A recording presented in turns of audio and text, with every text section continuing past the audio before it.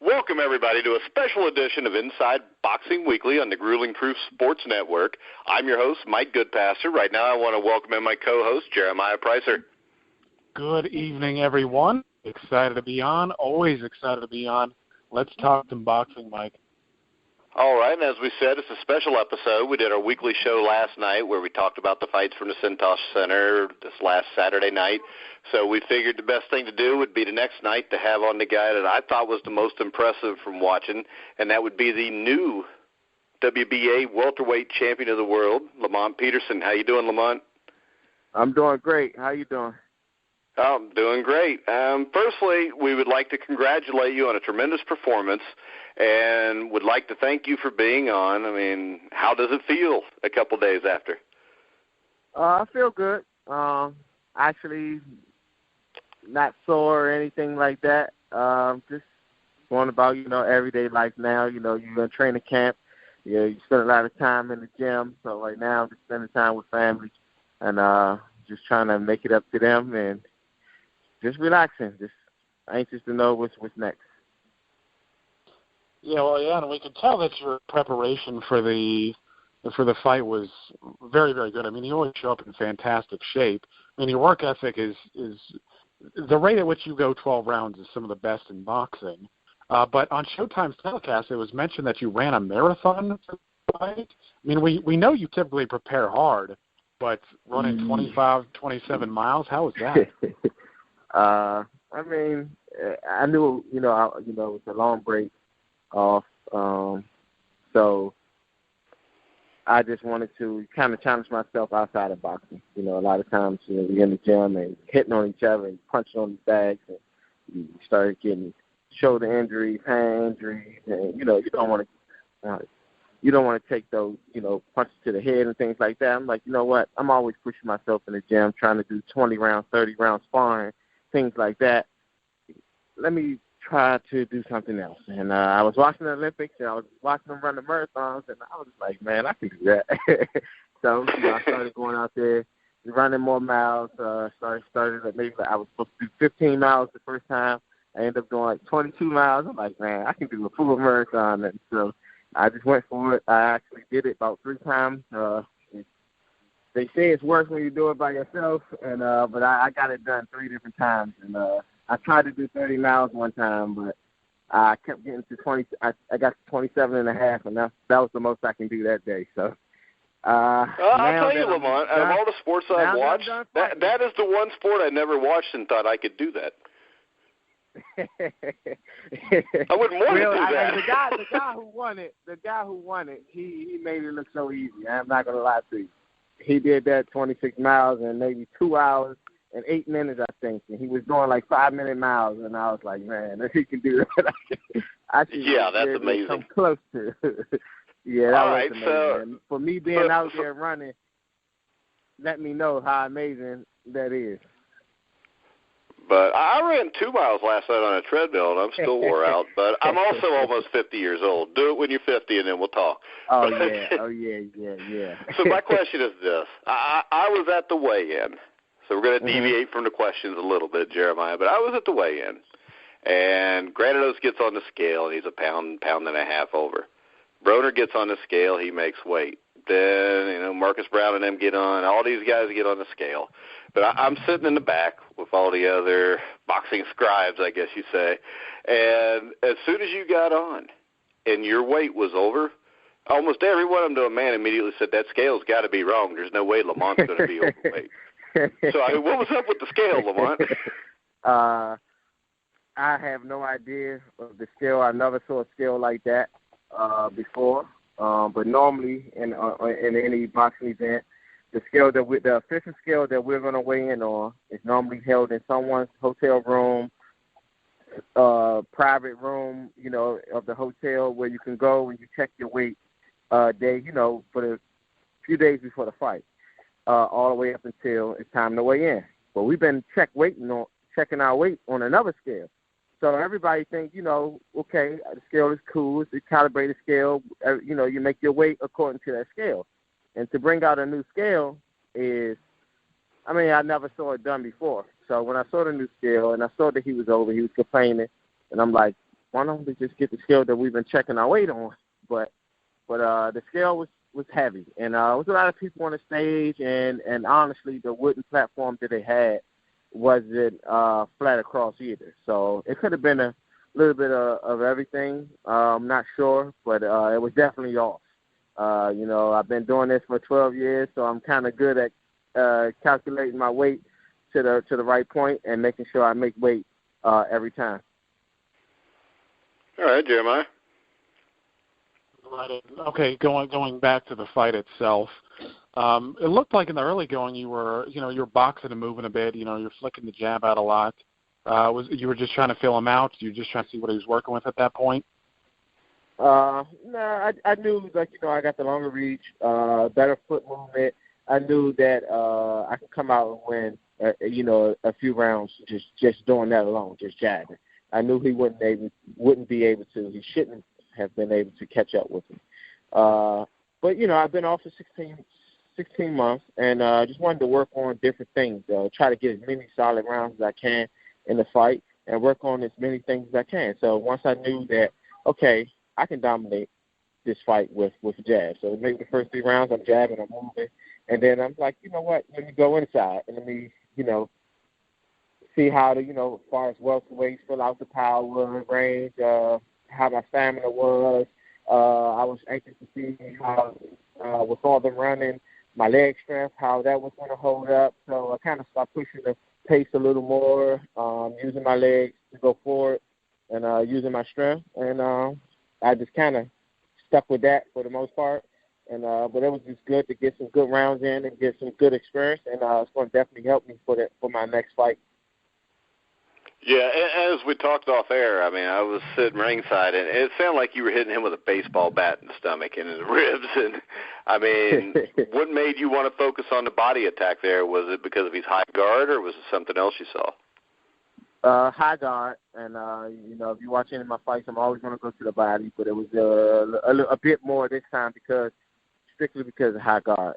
He keeps his hands up pretty high, protects his temple, his chin, all the areas that you want to go for. Upstairs, but his arms didn't extend all the way down. His arms are a little short, so he left that little gap of between the waistline and his elbows. So I kept targeting that area. No, that was a fantastic strategy. I mean, everybody ringside thought that was the right thing to do. Evanesian also seemed to focus on the body a bit too, but it didn't seem like he had good power. I mean, what did it feel like? How did it compare to others? He threw a lot of body shots, but I had my elbows tucked down pretty good, so he never really got to hit me in any organs or the liver or the kidneys or anything like that. So he did land one good one straight ahead, but he didn't really commit to his punches too much, and I saw that when I was watching tape over him too. It seems like he's pretty strong, but he don't really commit all the way to his punches, so he don't really have the effects of fighters who punch pretty hard and get, a lot of knockouts. Yeah, and, I mean, during the fight, he switched from conventional to southpaw a number of times. Have you ever faced a guy that's also fought that way, and did it give you any problems when he did? I watched him on tape, and I saw him do it a lot. Actually, he fights better as a right-hander than a left-hander, so anytime he went left-handed, I thought it was an advantage for me. So, he feel comfortable with it, so he does it. But off the top of my head, I don't call anyone doing it as much as him. But yeah, fighters had to switch once or twice in the fighting team. Yeah, he seemed to kind of square up a bit when he was in southpaw. But when we were watching the fight too, it was like, what the hell was up with those ropes? I mean, not only was the scale messed up, but the ropes were as loose as I've ever seen them. They were very loose. Good thing is, I'm used to it, going to different boxing gyms, and I know how to work off them. You can get a little more lean on the ropes. So anytime I did go to the ropes, I was able to stay safe and not, he didn't get a good shot off when I was on them. But the thing is you can fall through them, and which David actually, ended up going through the ropes, and definitely wasn't a safe thing for the fighters. Yeah, and after the fifth round, I mean, the fight was basically over. It looked like you really stepped up the pace, started to bang him on the inside. From ringside, we could tell you were stronger and the harder hitting of the two. I take it you felt that way also? Yeah. I felt that I was the stronger fighter. I know how I prepare for a fight, and I know if I pick the pace up, that even if they pick it up with me for a few rounds, that eventually they'll tire out. And even if they don't tire out, I know mentally they'll probably give and not want to take on that pace for several rounds. And I know mentally I'm ready to do so. So I just try to play that mind game and that physical game because I know how I prepare for the fight. All right. Well, one thing that, again, we also noticed, I mean, besides excellent performance, was that Evanesian, it looked like he was trying to give you the title that he had won, and you refused to accept it, letting him keep it. What was that? I mean, it looked like you guys had an exchange of words after the bout, too. So could you explain that a bit? I'm not too. I didn't really remember that part too much. But the fight, I mean, the actual belt that he brings to the ring, yeah, it's actually his for him to take home. I know I'm supposed to take it, probably take pictures with the belt, but it's his belt. Maybe things were just moving too fast. I don't quite, remember him trying to actually give me the belt. But yeah, I just don't remember it. All right. Again, it was an excellent performance, and when it highlighted your versatility, number one, do you feel stronger at welterweight? Because you look a lot stronger to me, and you look like a more aggressive fighter. I don't know if that was from the opponent you fought or not. And then what's next for you? Yeah, I definitely felt stronger, especially in my legs. I fought, at a higher pace because I had extra energy to that I normally would use trying to make 140. So it seemed like I had an extra amount of energy, and I was able to spend that energy in the fight. So definitely going feel good going forward. I'm not sure what's next. I know with winning that belt, it may be mandatory for the winner of Keith Thurman and Danny Garcia. I'll probably attend that fight next week, and hopefully the winner of that fight do want to fight me, and hopefully we can get that done. Yeah, most definitely, because I think that's a great matchup, and I think you already beat Danny Garcia once anyway, so I'd better see you fight Keith Thurman, so I want him to win. Yeah. So, do you have any preference? Yeah. Do you want the rematch with Garcia? So maybe. Yeah, I definitely want the rematch with Garcia, but I look at it as if Thurman wins and then I could fight Thurman, and then I beat Thurman, but then I'm sure Danny will fight me at that point because he'll want his belt back and want those titles. So that way I can fight both. So I hope he plans out that way. All right, Jeremiah, you got any final questions for the new champ? No final questions. Again, always happy to have Lamont on. Again, it was a great performance, and we look forward to seeing you in the ring again. All right, thank you. I appreciate it. Yeah, thanks a lot. Uh-huh. All right, guys, now we will have here after a commercial break, we will have the man who guides Lamont and Anthony Peterson's career, Barry Hunter, so stay tuned for that. Welcome back to the Grueling Truth Sports Radio Network. We've got the man who guided Lamont Peterson to the WBA welterweight title last Saturday night, Barry Hunter, on the phone. How you doing, Barry? I'm fine. How you guys doing? Oh, we're doing great. Once again, congratulations on Lamont's big win, and I'll tell you, I've never seen Lamont look better, I don't think. Well, man, I appreciate it. It was one of them things that, of course, we had to prepare. We knew that Dave would be a little tough. He's a new champion. And, once you become champion, for the most part, you want to stay champion. And we've been in that position before. So, of course, it was our mission not to leave anything up to the judges, but to go out there and take it. Right, yeah, that's always a possibility in boxing. Well, it sounds like from what Lamont said, you guys watched some film. I mean, do you do most of the studying, or is it him, or do you guys kind of, split time? How does that work? I lost that last part. Can you repeat that, please? Yeah, sure. So Lamont mentioned the fact that he watched some film on Avanesian. I was wondering if you also participate, or how does that? How do you guys divvy that up? I mean, do you also watch film and then kind of read? Lamont watched film more. He watches film more than I do. I'm not really a big film guy.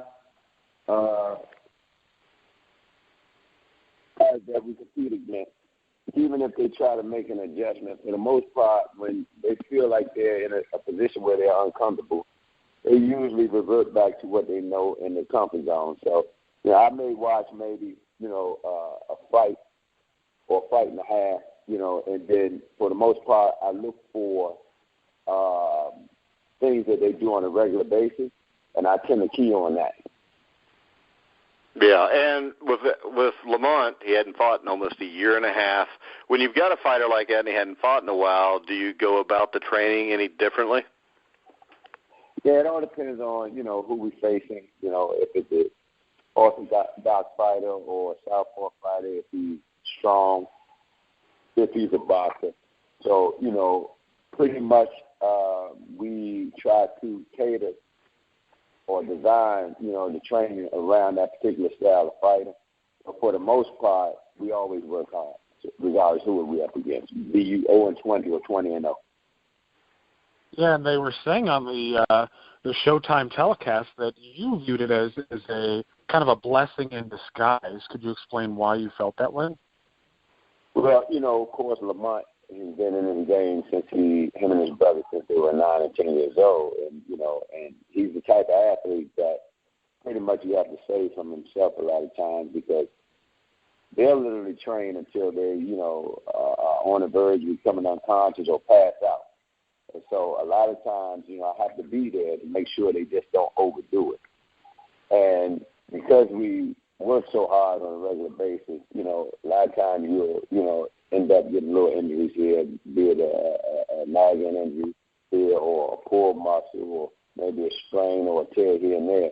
And so therefore, I thought that because we were off, so long, of course we like to fight, as much as we can, but I think that time did some good.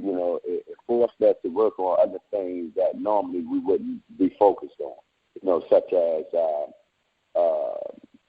more foot movement, keying in on that, more the strategy. I'm a strategist, and that's what I do, and, I like for them to focus more on things like that, and I think the time off gave us that time we need to do just so.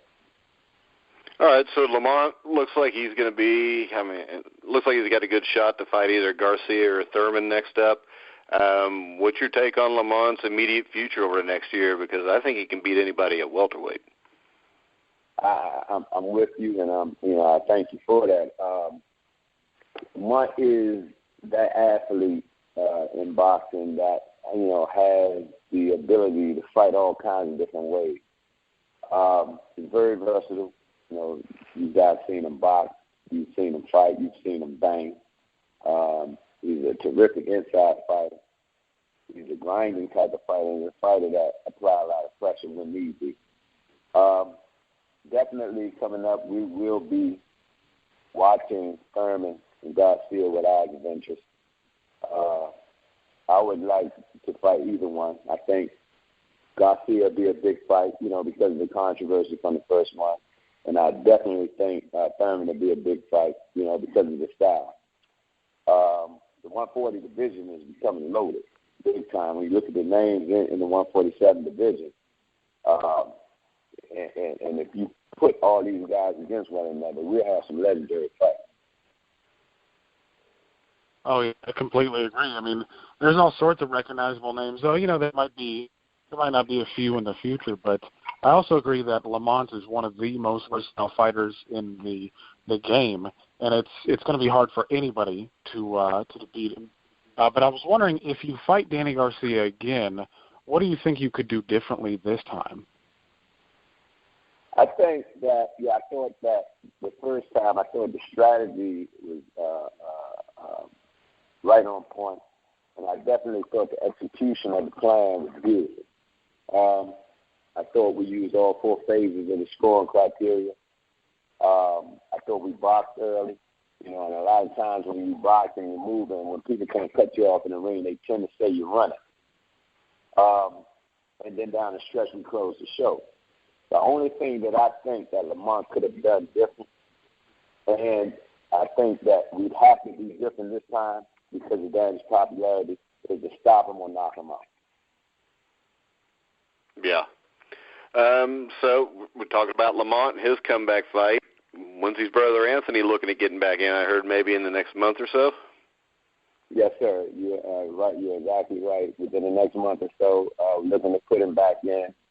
He's in terrific shape. I'm sorry. He's in terrific shape. And we're looking forward to seeing him in some top competition pretty soon. Well, there are a lot of options at one. I take it he's going to be fighting at 140 still? Pretty soon, yes. He looks good at 35, but just like his brother, they're starting to grow into that next level body. And I looked at him today, and he looks pretty strong. And I think 140 will be his next move also. Jeremiah? Okay. Well, it looks like you had a short question, Jeremiah, so I figured I'd give you a longer one. But go ahead. Now that works. So 140 actually looks pretty good for Anthony Peterson at the moment when you look at the names. I mean, guys like Ricky Burns hold a title, Julius Ndongo. So I like Anthony Peterson's chances. I take it this fight is probably going to be just kind of a stay busy fight, kind of get him in the groove of things, and then earlier in the year or maybe mid-year try to get him a title shot. Yes, that's the plan. And I looked at him last week.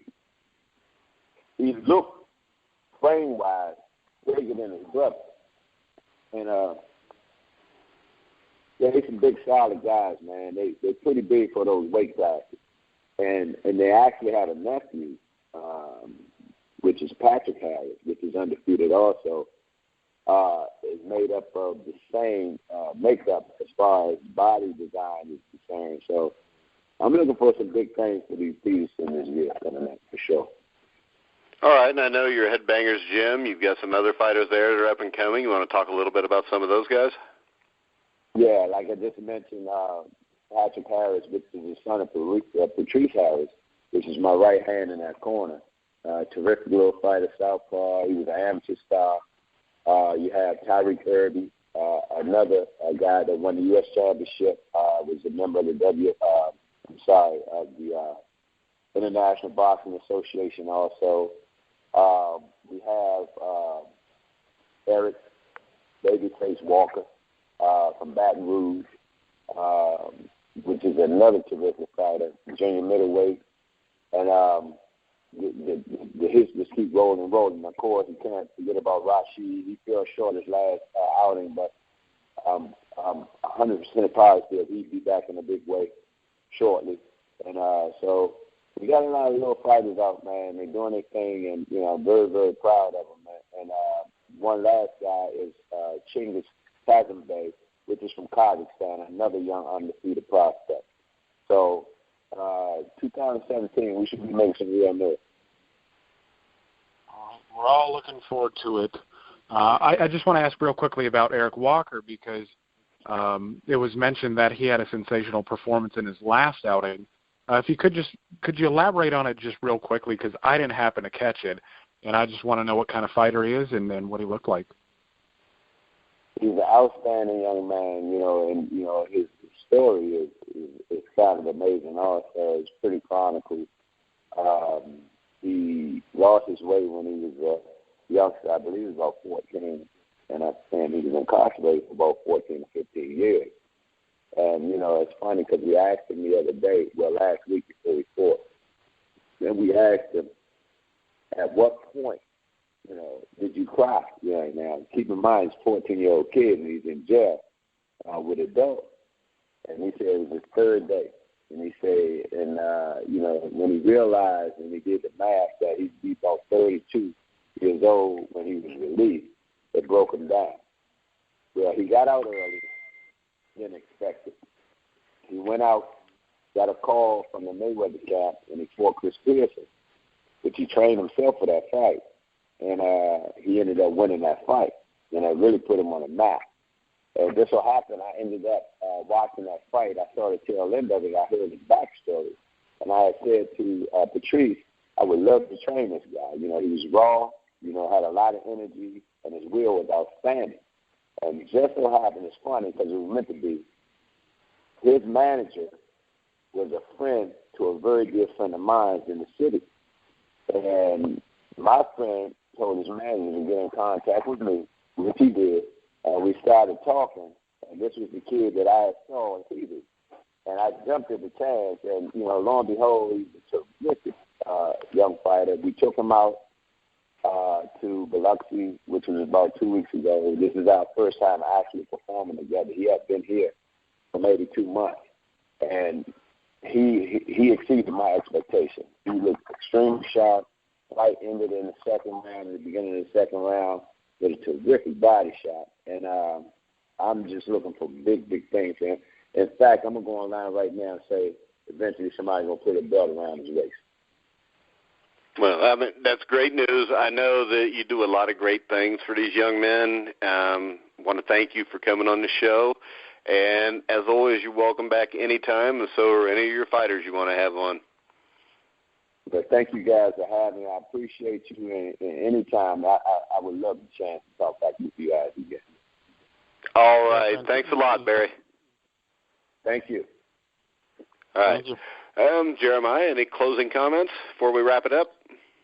I just want to thank Barry and Lamont both for being on. I mean, they're two fantastic guests, and they're the guys that, you know, I like having on all the time. I mean, they're just insightful. You can tell that they understand the game, and they're just down, you know, they're just wholesome people. So yeah, they're the kind of guys that you want to win. Exactly. Yeah, the kind of guys. There's a lot of athletes now. You actually want to see them fail because they look like such assholes. Can't find a nicer word for it. But I mean, both of these guys are big time guys. I mean, great trainer, great fighter, and we wish nothing but the best for them. And I'm sure you guys will be hearing them back on here again soon. But so, I guess you got nothing else, Jeremiah. You let a pause go there. I thought that was ending, but yeah, it's nice. In today's athletic world, you have so many people who put ego above everything else, and Hunter and Peterson and Warren, they're just not those kind of guys, and that's why I like having them on so much. I mean, I'm always going to be rooting for them. Yeah. So, guys, make sure you check out thegruelingtruth.net. You can check out the Inside Boxing Weekly show we did last night. And we will be back next week with at least one more show, maybe more. You never know who we might round up to be a guest. So, once again, you can hear all the shows on iHeart, iTunes, TuneIn, Spreaker, Stitcher, Google Music. Anywhere you find podcasts, you'll find The Grueling Truth. So, for Barry Hunter, Lamont Peterson, Jeremiah Preisser, I'm Mike Goodpaster. You've been listening to The Grueling Truth, where the legends speak.